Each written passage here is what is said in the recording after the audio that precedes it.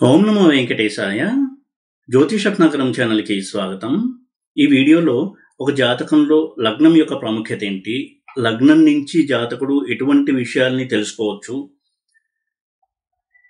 ఒక వ్యక్తి జాతకంలో జరిగేటువంటి సంఘటనల్ని అనలైజ్ చేసేటప్పుడు లగ్నం యొక్క పాత్ర ఏమిటి, అదేవిధంగా ఒక జాతకుడు ఒక లగ్నంలో పుట్టాడు అంటే దానికి గల కారణాలేంటి, అంటే అతనికి పూర్వజన్మ విశేషాలు ఏమున్నాయి, ఏ కారణం చేత ఆ లగ్నంలో జన్మించాడు, ఇలాంటివి కొన్ని తెలియచేస్తాను. అలాగే రాశి ముఖ్యమా లగ్నం ముఖ్యమా అనేది కూడా చాలా ముఖ్యమైనటువంటి అంశం, తెలుసుకోవాల్సినటువంటి అంశము జ్యోతిష్యం విషయంలో. చాలామంది సాధారణంగా రాశి నుంచి ఫలితాలను అనలైజ్ చేస్తూ ఉంటారు. రాశి ఫలాలు, అది సంవత్సర ఫలాలు కావచ్చు, మాస ఫలాలు, వార ఫలాలు, ఆ మాటకు వస్తే దిన ఫలాలు కూడా చెప్తూ ఉంటారు. పొద్దున్నే మనం టీవీ పెట్టామంటే ప్రతిరోజు ప్రతి రాశి వారికి ఎలా ఉంటుంది అని కూడా చెప్తున్నారు. అంటే రాశిని ఎక్కువగా ఫోకస్ చేసి దాని ఆధారంగా ఫలితాలు చెప్పడం, గోచార ఫలితాలు అది కూడా. అయితే లగ్నాన్ని మనం చాలా మటుకు విస్మరిస్తున్నాము. లగ్నం యొక్క ప్రాముఖ్యత ఏంటి, ఒక వ్యక్తి ఒక లగ్నంలో జన్మించాడు అంటే దానికి ఆ జీవుడి యొక్క పూర్వకర్మ విశేషాలు ఏంటి, ఎందుకు నా లగ్నంలో జన్మించి ఉంటాడు అనేది కూడా మనం కొంతవరకు తెలుసుకోవచ్చు. అయితే గ్రహాల అమరిక, నడిచేటువంటి వింశోత్తర దశ కావచ్చు, ఇతర దశలు, జైమిని దశలు, వీటి ఆధారంగా మనం ఫలితాలు ఎలా ఉంటాయి అనేది నిర్ణయం చేయాలి.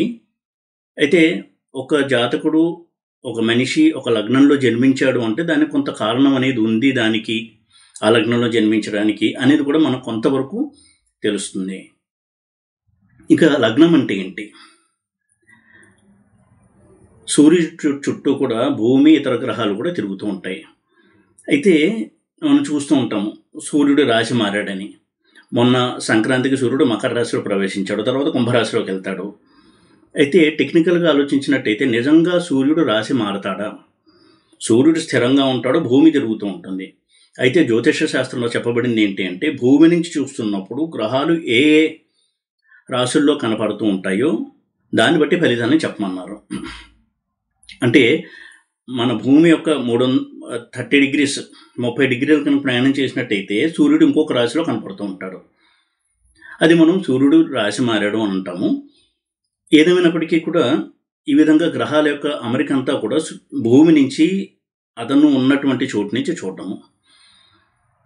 అయితే ఒక వ్యక్తి జన్మించినప్పుడు చంద్రుడు ఏ రాశిలో ఉన్నాడో అది అతని జన్మరాశి అవుతుంది. చంద్రుడు ఆ రాశిలో ఏ నక్షత్రంలో ఉన్నాడో అది అతని జన్మ నక్షత్రం అవుతుంది. మరి లగ్నం ఏంటి, దీనికి చాలా సులువుగా అర్థమయ్యేటువంటి విధానంగా చెప్పాలి అంటే, ఒక శిశువు జన్మించినప్పుడు తూర్పు వైపు కనుక నించుని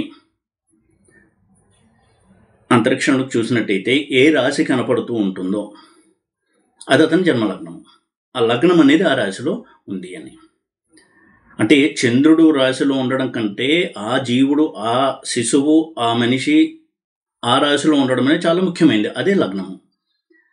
అయితే చాలామంది యూట్యూబ్లో కావచ్చు, ఇతర ఛానల్స్లో, టీవీ ఛానల్స్లో చెప్పేటప్పుడు లగ్నం గురించి ఎక్కువగా డిస్కస్ చేయరు, ఎక్కువగా రాశి ఫలాల గురించి చెప్తూ ఉంటారు. చాలామంది కూడా అది విని విసుగొచ్చి ఇంక రాశి ఫలాలు కూడా చూడడం మానేసిన వాళ్ళు కూడా ఉన్నారు. ఎందుకంటే ఒక రాశిని బట్టి చెప్పడం అనేది ఎప్పుడు సెకండరీ. ఒక వ్యక్తి లగ్నం ఏంటి, ఆ లగ్నం నుంచి గ్రహాలు ఏ స్థానంలో ఉన్నాయి, ఇది చాలా చాలా ముఖ్యము. దాని ఆధారంగానే ఫలితాలు చెప్పాల్సి ఉంటుంది. ప్రతి పుట్టుక కూడా విలక్షణమైందే, ఒక పుట్టుకలాగా ఇంకో పుట్టుక ఉండదు ఈ సృష్టిలో. ఇద్దరు శిశువులు జన్మించారు ఒకే హాస్పిటల్లో, పక్క పక్క బెడ్లో అనుకుందాం, ఒకే టైంకి, కానీ ఆ బెడ్లు వేరు వేరు కదా. అంటే ఒక బెడ్ లాటిట్యూడ్ లాంగిట్యూడ్, ఇంకో బెడ్ లాటిట్యూడ్ లాంగిట్యూడ్ కూడా డిఫరెంట్గా ఉంటాయి. ఆ తేడా చాలా తక్కువ ఉండొచ్చు, కానీ అవి డిఫరెంటే. ఒక జీవుడు, ఒక శిశువు ఒక చోట ఒక సమయంలో ఒకరే జన్మిస్తారు. ఇంత యునిక్ పుట్టుక అనేది.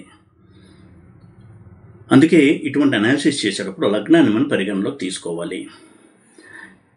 ఈ లగ్నం గురించి చాలామందికి అవగాహన లేకపోయినట్టయితే, నా వీడియోలు చూస్తున్న వాళ్ళు చాలామంది ఉన్నారు, కొంత రాశి బేస్డ్గానే అనాలిసిస్ చేసేవాళ్ళు. ఇకనైనా సరే లగ్నం ఏంటి అని తెలుసుకుని లగ్నం నుంచి అనాలిసిస్ చేయడం అనేది చాలా చాలా మంచిది. ఎందుకంటే గోచార ఫలాల కంటే కూడా అతనికి నడుస్తున్నటువంటి దశాభుక్తి చాలా ముఖ్యము. దశాభుక్తి అనేది అతని ప్రారంధాన్ని అనుసరించి వచ్చేటువంటి కర్మల్ని సూచిస్తాయి. ఆ తర్వాతే గోచారం. అయితే గోచారం అనేది కూడా ఎక్కువగా జన్మ రాశి నుంచి చూడడం జరుగుతుంది. జన్మ లగ్నం నుంచి కూడా గోచారాన్ని చూడాలి. ఏదేమైనా ఒక 20-30% వరకే మనం ఫలితాలను చూడాలి గోచారం నుంచి. అయితే ముఖ్యంగా గుర్తుపెట్టుకోవాల్సింది గోచారం అనేది డెస్టినీని చూపించదు. ఉదాహరణకి ఇప్పుడు మీనరాశి వాళ్ళకి మార్చి తర్వాత శని ఎప్పుడైతే మారుతాడో జన్మరాశిలోకి శని వస్తాడు. మేషరాశి వారికి ఏలినాటి శని స్టార్ట్ అవుతుంది. ఈ విధంగా రాశిని బట్టి ఏలినాటి శని అనేది వస్తుందా, మిడిల్లో ఉందా, లేదా అయిపోతుందా అనేది మనం చెప్తూ ఉంటాము.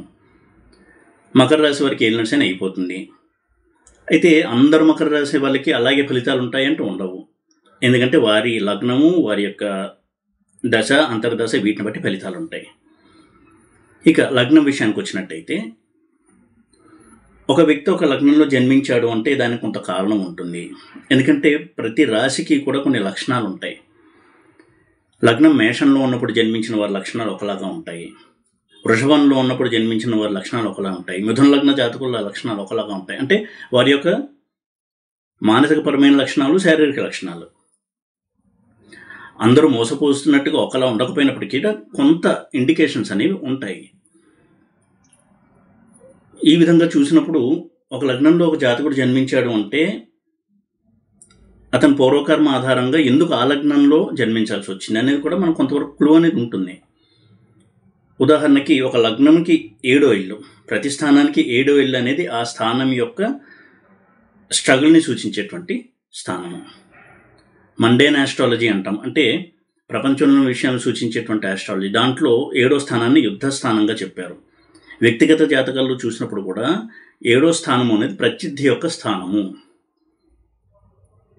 ఒక క్రీడాకారుడికి తన ప్రత్యర్థితో ఎలా ఉంటుంది, ఈ గేమ్లో గెలుస్తాడా లేదా ఓడిపోతాడా, ప్రత్యర్థితో ఉండేటువంటి రిలేషన్ ఎలా ఉంటుంది, ఇది సూచిస్తుంది 7th హౌస్ అనేది. అలాగే జీవిత భాగస్వామి కూడా ప్రత్యర్థిగానే తీసుకోవాలి. అంటే ఒకే విషయం గురించి ఇద్దరు పోటీ పడుతూ ఉంటారు, అది ప్రత్యర్థి అంటే ఒక లక్షణం. ఒక కప్పు కోసం 2 టీంలు ఆడుతుంటాయి. అలాగే భార్యాభర్త కూడా కామన్ థింగ్స్ కోసం ఎప్పుడూ కూడా కలిసి జీవిస్తూ ఉంటారు. పిల్లలు ఇద్దరికీ సంబంధించిన వారే, వారి సంతోషం ఇద్దరు కూడా షేర్ చేసుకుంటారు. ఈ విధంగా ప్రత్యర్థి స్థానము 7th హౌస్ అనేది. అంటే ఒక వ్యక్తి ఒక లగ్నంలో జన్మించాడు అంటే 7వ స్థానం ఏదైంది అని చూడాలి. ఆ 7వ స్థానం అనేది అతను ఇంత ముందు జన్మల్లో ఎక్కువగా దేని మీద కృషి చేశాడు, తన ఫోకస్ దేని మీద వెచ్చించాడు అనేది సూచిస్తుంది. లగ్నము అనేది ఇప్పుడు దేని మీద ఫోకస్ చేయాలి అని సూచించేది లగ్నము. కొంత స్థూలంగా ఈ విధంగా అర్థం చేసుకోవచ్చు. అయితే గ్రహాల అమరిక, ఏ గ్రహాలు కలిసి ఉన్నాయి, ఏ గ్రహాన్ని ఏ గ్రహం చూస్తోంది, ఏ దశ నడుస్తోంది, దీన్ని బట్టి మనం సమగ్రంగా విశ్లేషణ చేయాలి. అయితే ఇటువంటి ఒక దృష్టికోణంలో కూడా మనం లగ్నాన్ని చూడాలి. మేషలగ్న జాతకులు ఉదాహరణకు తీసుకుందాం. 7వ స్థానము తొల అవుతుంది. అంటే కాలపురుష చక్రంలో 7వ స్థానం తొల. వారు ఇంతకుముందు లైఫ్లో ఎక్కువగా తన యొక్క బిజినెస్ పార్ట్నర్స్ అలాగే లైఫ్ పార్ట్నర్ వీరి మీద ఎక్కువగా దృష్టిని పెట్టారు. వారి యొక్క కష్ట సుఖాలన్నీ కూడా వారికి సంబంధించినవే అయి ఉన్నాయి. ఈ జన్మలో తన మీద తాను ఫోకస్ చేసుకుని తన ఆరోగ్యము, తన ఫిజికల్ ఫిట్నెస్, తన ఎదుగుదల వీటి మీద ఫోకస్ చేసుకోవాలి అనేది సూచిస్తుంది ఆ లగ్నం. అందుకే చూడండి, మేషలగ్న జాతకులకు ఎప్పుడూ కూడా ఫిజికల్ ఫిట్నెస్ మీద ఎక్కువగా దృష్టి ఉంటుంది. చాలా డిసిప్లిన్డ్ వ్యక్తులుగా ఉంటారు. ఎందుకంటే కుజుడు అధిపతి మేషానికి. ఆ మార్షన్ క్వాలిటీస్ అనేవి ఉంటాయి. పట్టుదల, ఏదైనా ఒకటి అనుకుంటే దాని మీద ఫోకస్, తన గురించి తాను ఎక్కువగా ఆలోచించడము, ఇవన్నీ కూడా ఉంటాయి. ఇవన్నీ ఉండేటువంటి రాశిలో లగ్నం ఉన్నప్పుడు ఆ జాతకుడు జన్మిస్తాడు. ప్రతి లగ్నానికి కూడా 4th house, 7th house, 10th house ఇవి కేంద్ర స్థానాల్లో ఒక్కొక్క రాశి అవుతుంటాయి. 4th హౌస్తో రిలేషన్ ఎలా ఉంటుంది అని లగ్నాన్ని బట్టి చెప్పొచ్చు. ఉదాహరణకి మేష లగ్నానికి 4th హౌస్ కర్కాటకం, అది న్యాచురల్గానే 4th హౌస్. అది ఎమోషన్స్కి సంబంధించిన హౌస్. అంటే తల్లితో అనుబంధం అనేది సూచిస్తుంది మేషలగ్న జాతకులకి. ఉంటే చాలా అద్భుతమైనటువంటి అనుబంధం ఉంటుంది, లేదా ఇద్దరి మధ్య శత్రుత్వం కూడా ఉండొచ్చు. తల్లి అనేది వారి జీవితంలో చాలా ముఖ్యమైన పాత్ర పోషిస్తూ ఉంటుంది. అలాగే సప్తమం అనేది తొలైంది. జీవిత భాగస్వామి కావచ్చు, తన యొక్క ఎమోషనల్ నీడ్స్ని సాటిస్ఫై చేసే పార్ట్నర్, వారితో రిలేషన్ ఇవి ఎక్కువగా ప్రామినెంట్ రోల్ ప్లే చేస్తూ ఉంటాయి వాళ్ళ యొక్క జీవితంలో. అలాగే 10th హౌస్ అనేది న్యాచురల్ కాలపురుష చక్రంలో 10th హౌస్ అయిన మకరమే వారికి కూడా 10th హౌస్ అయింది. కాబట్టి వారి యొక్క కెరియర్, దాని మీద ఫోకస్, ఇవన్నీ సూచిస్తాయి. మకర లగ్న జాతకులకి ఆ రాశిలో ఉండేటువంటి ఆ స్థానాల్లో ఉండేటువంటి గ్రహాలు కావచ్చు, ఆ లగ్నాధిపతితో ఆ స్థానానికి ఉన్న సంబంధం కావచ్చు. ఏదేమైనా మేషలగ్న జాతకులు అందుకే ఎక్కువ సెల్ఫ్ సెంట్రిక్గా ఉంటారు. తమ మీద తమకు ఎక్కువ దృష్టి ఉంటుంది, హెల్త్ కాన్షియస్గా ఉంటారు, ఫిజికల్ ఫిట్నెస్ మీద ఎక్కువగా దృష్టి పెట్టేటువంటి వ్యక్తులై ఉంటారు. ఈ విధంగా ఉంటుంది. ఇది వృషభం తీసుకోండి.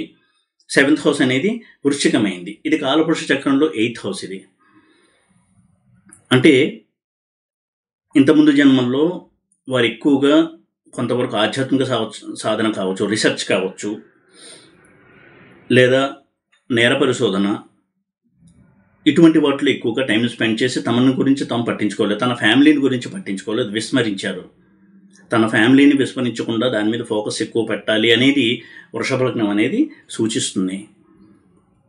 చాలామంది చూడండి, వృషభ లగ్న జాతకులు ఫ్యామిలీ రెస్పాన్సిబిలిటీస్ ఎక్కువగా తీసుకుంటూ ఉంటారు. వాళ్ళ ఇంట్లో వాళ్ళ చెల్లెళ్ళ పెళ్లి చేయడము, అలాగే వాళ్ళ తమ్ముళ్ళ బాగోగులు చూసుకోవడము, ఈ విధంగా ఇంటికి పెద్దదిక్కుగా కూడా ఉంటూ ఉంటారు. వృషభ లగ్న జాతకులు చాలా బాధ్యతాయుతమైనటువంటి వ్యక్తులుగా ఉంటారు వారు. ఎందుకంటే వారి యొక్క కర్మ అనేది ఇప్పుడు ఇటువంటి వాటి మీద ఫోకస్ని పెట్టు అని సూచిస్తుంది. కాబట్టి ఆ లగ్నమే వారికి సెలెక్ట్ చేయబడింది. మిథున లగ్నం విషయానికి వచ్చినట్టయితే దానికి ఆపోజిట్ హౌస్ 9th హౌస్ అయిన ధనస్సు, అది కాలపురుష చక్రంలో 9th హౌస్. అది మిథునానికి 7th హౌస్ ధనస్సు. అంటే వారు ఇంతకు ముందు వారి యొక్క కెరీర్లో అభివృద్ధి కోసం కావచ్చు, ధర్మ సాధన కావచ్చు, ఆధ్యాత్మిక సాధన, వీటి మీద ఎక్కువగా ఫోకస్ చేసి తన అన్నదమ్ములు కావచ్చు, తన చుట్టుపక్కల ఉన్న వాళ్ళ యొక్క బాగోగుల్ని విస్మరించి ఉంటారు. కాబట్టి వాళ్ళకి ఎక్కువగా ఫోకస్ అనేది ఈ జన్మలో తన నైబర్స్, అలాగే తన యొక్క సిబ్లింగ్స్, అన్నదమ్ములు, వీటి మీద ఉండేటువంటి మనుషులుగా ఉంటారు వాళ్ళు. అంటే నేచర్ ఎప్పుడు కూడా బ్యాలెన్స్ చేస్తూ ఉంటుంది. తాను ఏదైతే ఇన్కంప్లీట్గా వదిలేశాడో దాన్ని పూర్తి చేయడానికి ఆ లగ్నం అనేది వారికి సెలెక్ట్ చేయబడుతుంది. కర్కాటక లగ్నం వ్యక్తులు కనుక చూసినట్టయితే కర్కాటకం అనేది ఎమోషనల్ సైన్, దానికి ఆపోజిట్ సైన్ మకరం. ఇది మెటీరియలిస్టిక్ సైన్. అంటే జీవితంలో హోదా, సమాజంలో హోదా, వృత్తిలో రాణింపు, నేమ్, ఫేమ్, రికగ్నిషన్, ఇవన్నీ కూడా ఎక్కువగా ఫోకస్ చేసి ఉంటారు పాస్ట్ లైఫ్లో. ఇక ఈ జన్మలో వారు తన ఎమోషన్స్ మీద, తమ ఎమోషనల్ నీడ్స్ మీద, ఎమోషనల్గా తనకి కనెక్ట్ అయిన వ్యక్తుల మీద ఎక్కువగా దృష్టి పెట్టాలి అనేది నేచర్ వారికి ఇచ్చినటువంటి ఒక డ్యూటీ.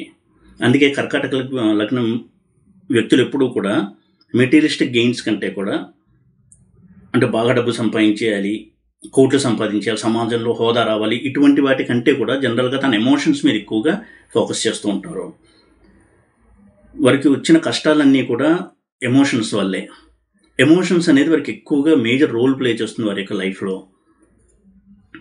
అయితే ఇందాక చెప్పినట్టుగా ఇది కేవలం లగ్నం ఆధారంగా చెప్తున్నటువంటి కొన్ని విషయాలు.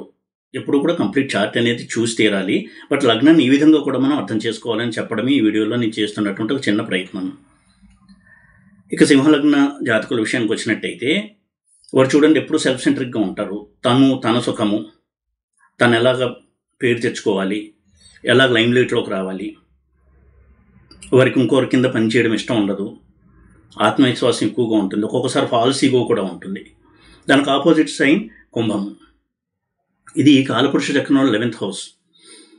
అంటే పాస్ట్ లైఫ్లో వారు సమాజం కోసము, ఇతరుల కోసము ఎక్కువగా టైంని, ఎనర్జీని స్పెండ్ చేసి తనను తాను గుర్తించలేదు. తమలో ఉన్నటువంటి శక్తి ఏంటి, తమలో ఉన్న టాలెంట్స్ ఏంటి, ఇవన్నీ కూడా గుర్తించలేదు. కాబట్టి వారికి ఈ అవకాశం ఇవ్వబడుతుంది ఈ జన్మలో సింహలగ్నంలో జన్మించేలాగా.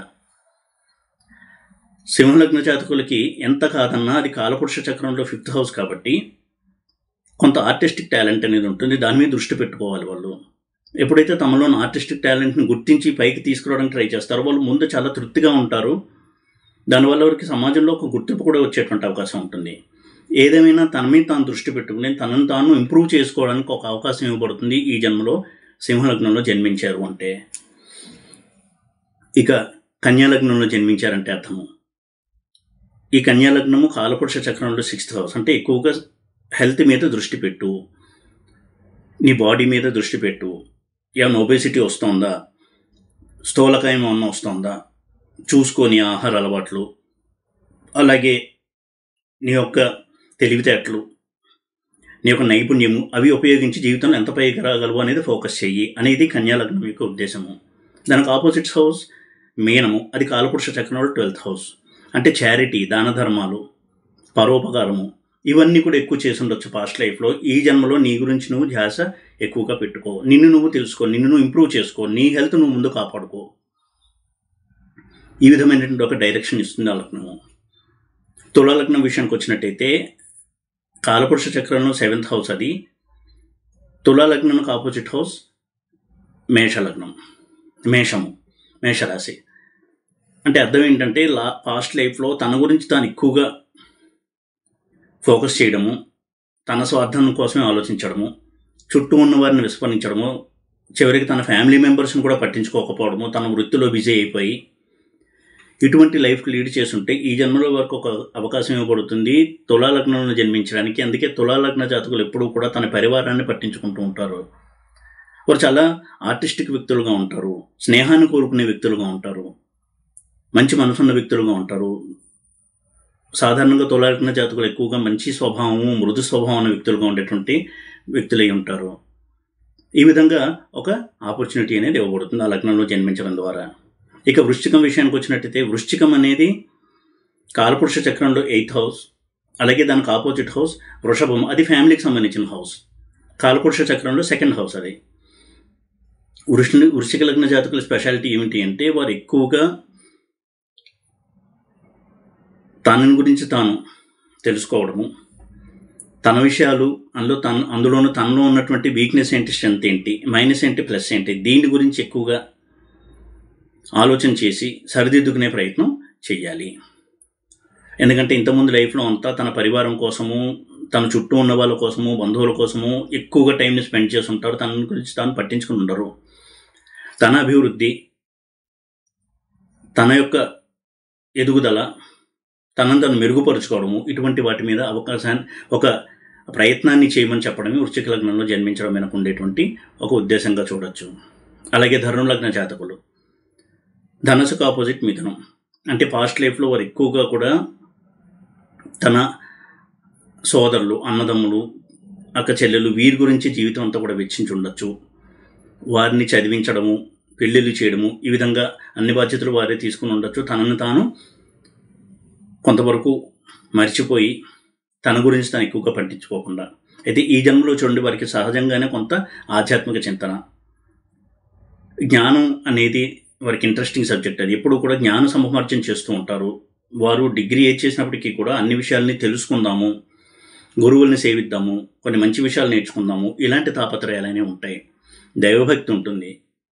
అంటే ఏంటి అంటే అక్కడ తన గురించి తాను తెలుసుకుంటూ నిన్ను ఇంప్రూవ్ చేసుకుని ఆధ్యాత్మిక మార్గంలో ముందుకు వెళ్ళు అని చెప్పడమే అక్కడ ధను లగ్నంలో జన్మించడం వెనుక ఉద్దేశం.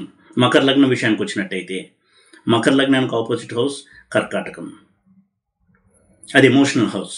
అంటే ఇంతకుముందు జన్మలో తన తల్లి, కుటుంబ సభ్యులు, ఎమోషన్స్కి ఎవరైతే కనెక్ట్ అవుతారో వారి గురించి ఎక్కువగా లైఫ్ని స్పెండ్ చేయడం జరిగింది.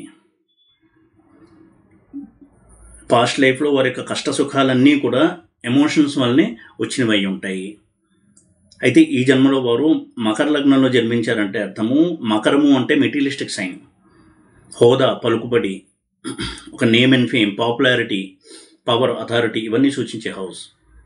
వారు ఎక్కువగా దీని మీద ఫోకస్ పెట్టుంటారు. వారు ఎప్పుడు చూడండి మకర లగ్న జాతకులు జీవితంలో ఎలా పైకి రావాలి అనేది చాలా ఫోకస్గా ఉంటుంది వారికి.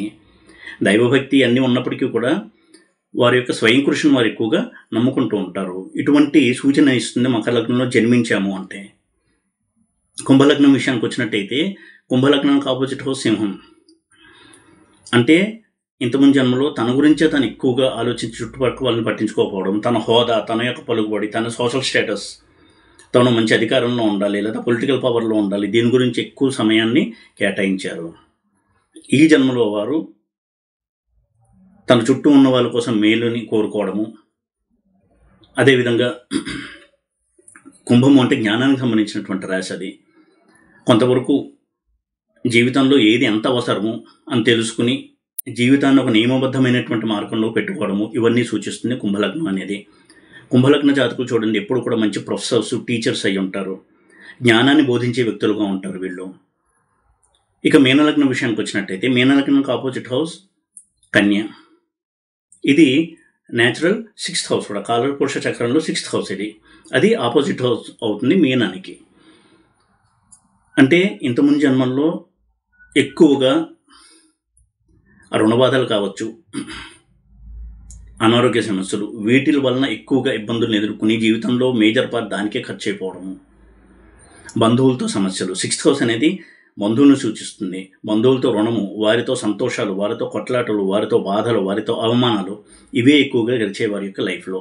అయితే ఈ లైఫ్లో వాటన్నిటిని వారు సక్సెస్ఫుల్గా పూర్తి చేసుకుంటూ వారి జీవితం చాలించారు కాబట్టి ఈ లైఫ్లో వారు తమను గురించి తాము తెలుసుకోవడము. మీనము అంటే అది కాలపురుష చక్రంలో 12th హౌస్, మోక్షానికి సంబంధించిన స్థానం. మోక్ష సాధన, దైవాన్ని గురించి తెలుసుకోవడము, అటువంటి సాధన చేయడము, ఆధ్యాత్మిక సాధన చేయడము, ఇటువంటి వాటి మీద ఎక్కువగా వాళ్ళు ఫోకస్ పెడుతూ ఉంటారు. అలా పెట్టమని నేచరే వారికి ఆ అవకాశం అనేది ఇచ్చింది.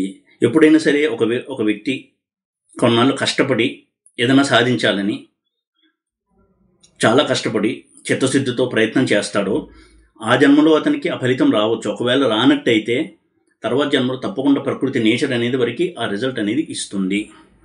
ఎప్పుడూ కూడా కర్మ వృధా పోదు, తపస్సు వృధా కాదు. కాబట్టి మంచి పనులు, దేవతారాధన, దైవభక్తి ఎప్పుడు కూడా విడనాడకూడదు. ఇప్పుడు మనకు తాత్కాలికంగా ఏదో ఫలితం వచ్చిందా లేదా అని చూడకూడదు. మనం చేసిన ప్రతి కర్మకి కూడా ఫలితం ఉంటుంది. అది ఈ జన్మలో రావచ్చు, ఈ జన్మలో చాలా లేటుగా రావచ్చు, లేదా తర్వాత జన్మలో రావచ్చు. కానీ మనం అడిగిన అడగకపోయినా మనం చేసిన పనికి, మనం చేసిన కర్మకి ఫలితం వచ్చి తీరుతుంది. ఇది కర్మ సిద్ధాంతం. ప్రపంచంలో ఏ దేశంలోనూ మన దేశంలో ఉన్నటువంటి వైదికపరమైనటువంటి ఆధ్యాత్మిక విద్య, వేద విద్య, వైదిక విజ్ఞానము లేవు.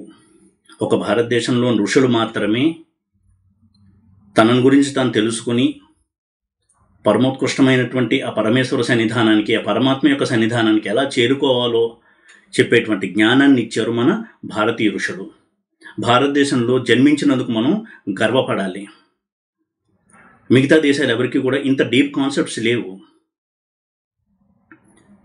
కేవలం వేదమనే కాదు, వేదంలో చెప్పినవన్నీ కూడా ఇంకా ఉపబ్రహ్మణం చేస్తూ పురాణాలు ఎన్నో విషయాలు తెలియచేసాయి. వేదంలో ఉన్నదాన్నే ఒక ఎగ్జాంపుల్ రూపంలో రియల్ టైం ఎగ్జాంపుల్స్ అంటాం కదా, ఆ విధంగా రియల్ టైం ఎగ్జాంపుల్స్ ఇచ్చాయి పురాణాల్లో. కర్మ సిద్ధాంతాన్ని ప్రతి చోట కూడా చూపిస్తూనే ఉన్నాయి. కర్మ సిద్ధాంతం అనేది ఫెయిల్ అవ్వదు అని నిరూపించడానికి భగవంతుడు కూడా అవతారాలని ఎత్తి మనకి నిరూపణ చేశారు. శ్రీ మహావిష్ణువు కూడా కొన్ని శాపాలని పొంది మళ్ళీ రామావతారం ఎత్తినట్టుగా మనకి పురాణాలు చెప్తున్నాయి. అంటే ఆయన కూడా ఈ కర్మ సిద్ధాంతాన్ని పరోక్షంగా మనకి ఇక్కడ ప్రతిపాదన చేస్తున్నారు. కాబట్టి కర్మ నుంచి తప్పించుకోవాలనుకోవడం అనేది చాలా పొరపాటు. కర్మను అనుభవిస్తూ కూడా దానికి అంటకుండా ఉండడము అనేది అసలైనటువంటి విజ్ఞానము. ఈ విధమైనటువంటి కర్మ సిద్ధాంతాన్ని, అటువంటి విజ్ఞానాన్ని చెప్పేటువంటి శాస్త్రమే జ్యోతిష శాస్త్రం కూడా. ఆ కర్మ సిద్ధాంతానికి అనుగుణంగానే ఒక వ్యక్తి ఒక లగ్నంలో జన్మించడము, ఒక పర్టికులర్ గ్రహాల అమెరికాలో జన్మించడం కూడా జరుగుతుంది. ఒక్కొక్క ప్లానెట్ ఒక్కొక్క హౌస్లో ఉండి వారికి పూర్వకర్మను అనుభవింపచేస్తూ ఉంటాయి. ఈ విధమైనటువంటి దృష్టితో చూసినప్పుడు జ్యోతిష్యాన్ని పరిహారాల వెంట పరిగెట్టడము, షార్ట్ కట్స్ వెంట పరిగెట్టడము, ఇటువంటివి అనేవి అటువంటి ఒడిదుడుకులు తగ్గి మనసు స్థిమితంగా ఉండడానికి వీలవుతుంది. ఎందుకంటే ఈ రోజుల్లో పుష్కరాల్లో స్నానాలు కావచ్చు, నదీ స్నానాలు, పర్వదినాల్లో స్నానాలు, అవి మంచివని ఎప్పుడైతే చెప్పామో మరి ఇప్పుడు ముబ్బడిగా అదొక పూనకం వచ్చినట్టు అందరూ అక్కడ వెళ్ళడం, మరణాలు సంభవించడం కూడా చూస్తూ ఉన్నాము. ఎందుకంటే చేసిన కర్మ ఏ గంగలో మునిగినా అది పోదు. పాపాలు పోతాయి తప్ప ప్రారంధం పోదు. పాపాలంటే ఏమిటి? పాపం అంటే ఏంటి? భగవంతుడికి దూరంగా ఉంటూ భగవంతుడి గురించి తెలుసుకోకపోవడమే పాపం. అది చాలా డీప్ మీనింగ్ అది. అయితే మనలో ఉన్నటువంటి అరిషడ్ వర్గాలు, పాప చింతనలు, ఇవన్నీ కూడా పాపాలే. ఇవి కొంతవరకు పోగొట్టి మళ్ళీ మన చిత్తశుద్ధిని కలిగిస్తాయి. నదీ స్నానం కావచ్చు, పర్వదినాల్లో స్నానాలు, సముద్ర స్నానాలు, ఇవన్నీ కూడా అవన్నీ చేస్తూ మనం ఇంప్రూవ్ చేసుకోమని చెప్పడమే వీటి వెనకాల ఉద్దేశము. దేవుడికి దీపారాధన చేసినా కావచ్చు, కార్తీక మాసాల్లో దీపాలు వెలిగించడం కావచ్చు, ఉపవాసాలు ఉండడం కావచ్చు, చిత్తశుద్ధిని ఏర్పరచుకోవడానికి. అంతే తప్ప చేసిన కర్మని నలిఫై చేసుకోవడానికి ఇవేవి కూడా పని చేయవు. కర్మ అనుభవించి తీరవలసిందే. అయితే అనుభవించే ప్రాసెస్లో ఎక్కువగా చలించకుండా మనసును స్థిరంగా ఉంచుకుని తన యొక్క జ్ఞానం నుంచి కింద జారిపోకుండా కర్మను అనుభవించగలడు ఇటువంటి నదీ స్నానాలు కావచ్చు, పుణ్యకార్యాలు చేసినట్టయితే. ఆ ఉద్దేశంతో కనుక చేసినట్టయితే ఇలా వేలం వెర్రిగా వెళ్ళి తొక్కిసలాట్లో చనిపోవడాలు, ఇటువంటి ఒక మేనియాక్ అంటుంటే ఒక విపరీత ధోరణి అనేది రాకుండా కొంతవరకు ఎవరికి వాళ్ళే ఆలోచించుకోవచ్చు. ఎప్పుడైతే పాపం పోతుంది అన్నామో ఈ కర్మలన్నీ పోతాయనే ఉద్దేశంతో అందరూ కూడా ఈ పర్వదినాల్లో స్నానానికి వెళ్తున్నారు. ఎప్పుడు కూడా ఇవన్నీ చిత్తశుద్ధిని ఏర్పరచడానికే. ఒక గ్రహం ఒక రిజల్ట్ ఇస్తుందంటే ఇచ్చి తీరుతుంది. అది గ్రహాలకి చేయబట్టినటువంటి ఒక నియమం. అవి తప్పవు. కాబట్టి పాపాలు కడుక్కోవడానికి రెమెడీస్ చేయడము, పాపాలు కడుక్కోవడానికి దేవుణ్ణి పూజించడం అనేది నిజంగా అమాయకత్వమే. అయితే ఈ పాపం చేయడం వల్ల వచ్చినటువంటి కర్మను ఎదుర్కొనే శక్తిని ఇస్తుంది ఒక రెమెడీ, ఒక దేవుడి యొక్క పూజ, ఒక నదీ స్నానము అనేటువంటి ఎరుక కలిగి ఎప్పుడైతే చేస్తామో తప్పకుండా దానివలన చాలా అద్భుతమైనటువంటి ప్రయోజనాలు ఉంటాయి. ఈ విధంగా లగ్నంలో జన్మించడానికి వెనక కూడా ఒక జీవుడి ప్రయాణంలో ఆ జన్మలో ఆ లగ్నంలో జన్మించడానికి ఒక కారణం ఉంది అని తెలుసుకోవాలి అని చెప్పే ఉద్దేశంతో వీడియో చేశాను. ఈ వీడియో కనుక మీకు నచ్చినట్టయితే లైక్ చేసి, షేర్ చేసి, సబ్స్క్రైబ్ చేయండి. ఓం నమో వెంకటేశాయ.